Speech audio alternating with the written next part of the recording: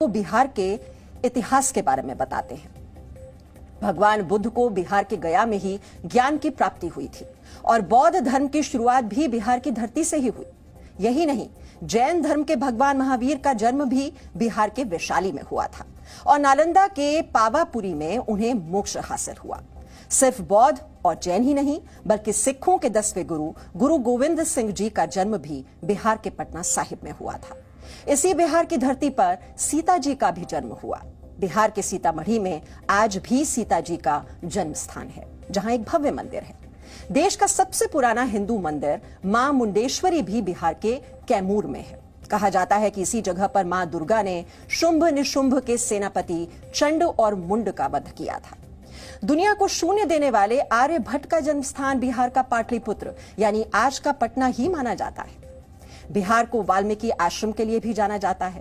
कहते हैं कि रामायण के रचयिता महर्षि वाल्मीकि ने इसी आश्रम में अपना कुछ समय बिताया था। उनके नाम पर ही इस जगह का नाम भी वाल्मीकि नगर पड़ा था और आज ये बिहार के पश्चिमी चंपारण का हिस्सा है।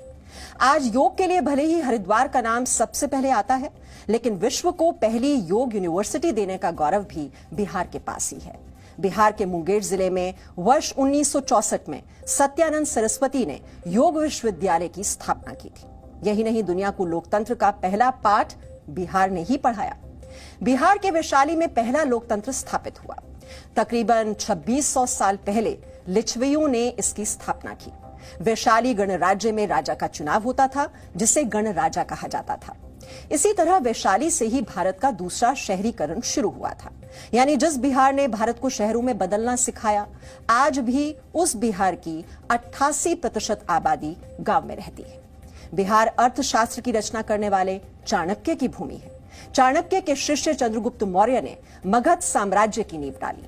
चंद्रगुप्त मौर्य के पोते अशोक सम्राट ने भारत के अलग अलग साम्राज्यों को जोड़कर एक किया और अखंड भारत पर राज किया।